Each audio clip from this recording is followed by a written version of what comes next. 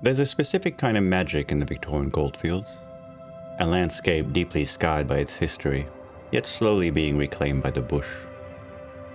My goal today is a 150-kilometer off-road traverse, pushing north from Heathcote towards Reedy Lake Reserve.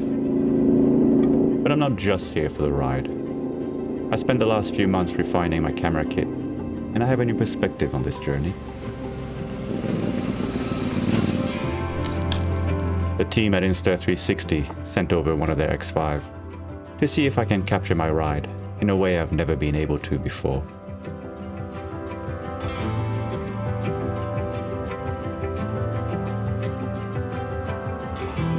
In typical fashion, I've forgotten all about the ND filters. So for now, I'm locking white balance at 5500K, a variable ISO with a max of 400, and leaving the shutter speed on auto. I'll handle the motion blur later in post. I also got my hands on the Mic Air, which I'm hoping will simplify my audio setup.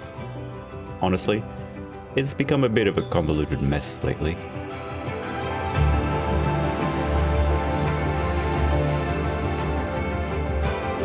These two units are absolute powerhouses, and the X5 will be replacing multiple Osmos I usually carry with me to capture extra angles.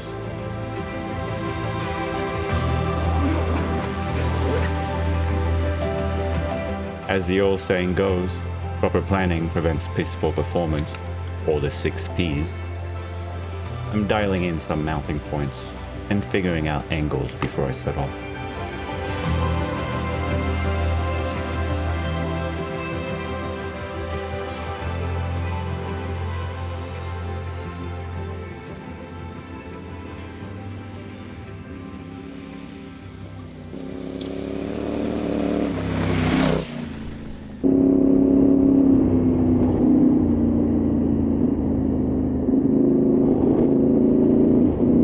Leaving Heathcote, the tracks immediately dive into that classic ironbark forest.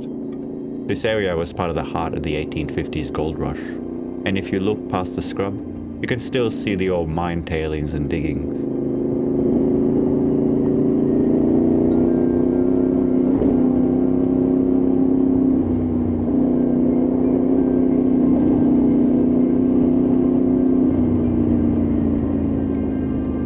I scattered part of these tracks last year, and I've been itching to come back. With the high country tracks closing for the winter soon, I'm using today to scout some reliable cold weather campsites.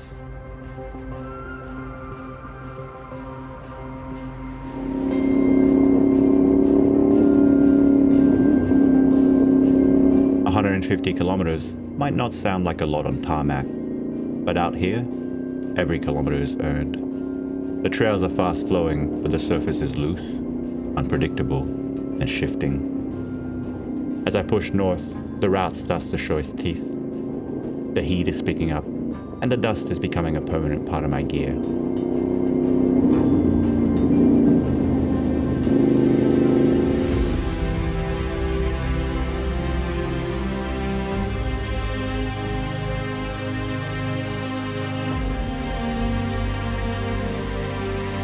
The trail network here is a literal labyrinth. You could spend a lifetime exploring these turnoffs and never see the same tree twice. But that variety comes at a cost.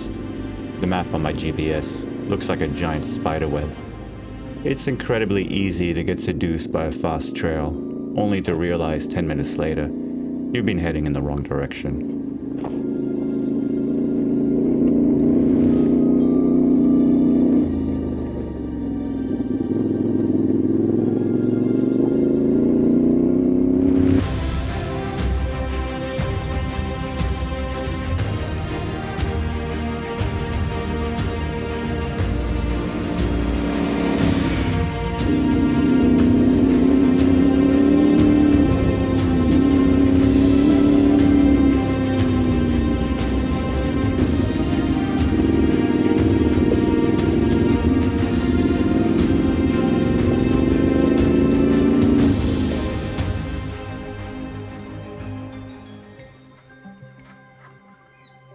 This isn't Reedy Lake. It's a place called Mitchell Dam. I've stopped here for lunch but I'm running way behind now. I spent too much time playing around with the X5 and procrastinating.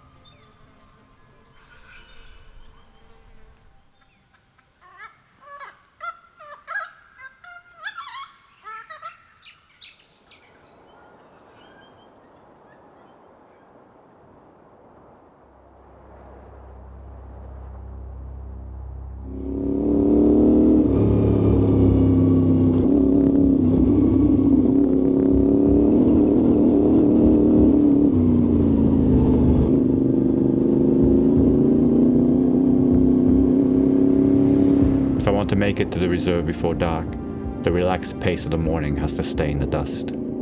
I'm no longer just riding, I'm outrunning the winter's light.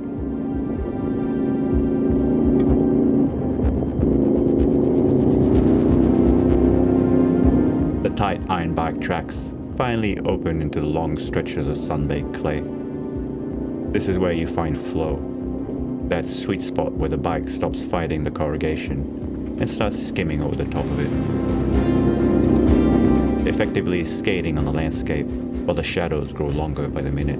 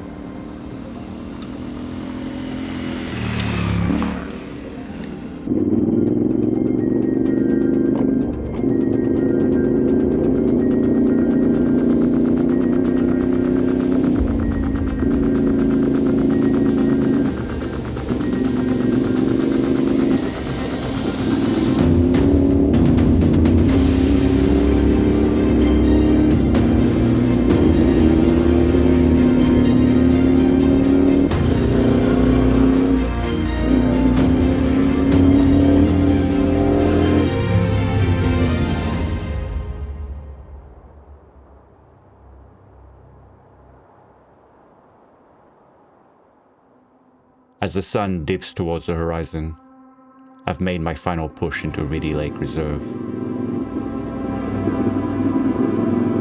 150 kilometers of Goldfield tracks are officially in the books.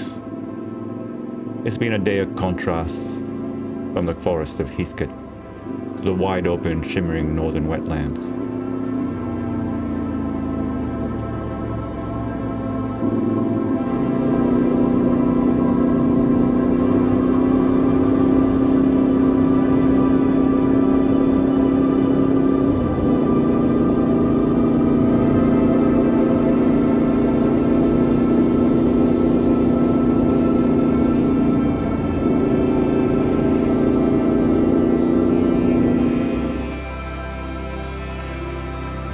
Having the X5 along genuinely changed my headspace. Usually, I'm second guessing mounting angles or worrying if I'm missing the action. With this, I just ride. It removes the mental overhead and lets me focus on the lines and the bike's feedback. Plus, having two cameras with matching color profiles makes post-production a breeze rather than a headache.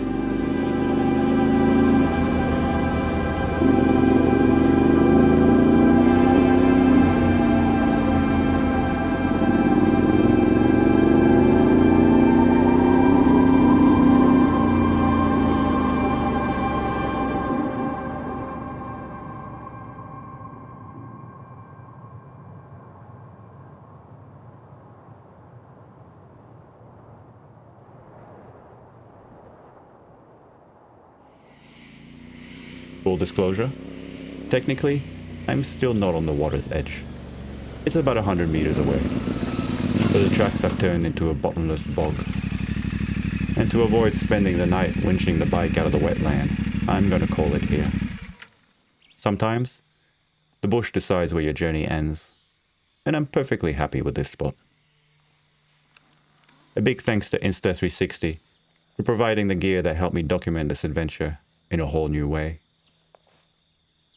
As always, thank you so much for joining me, and I'll catch you guys in the next one.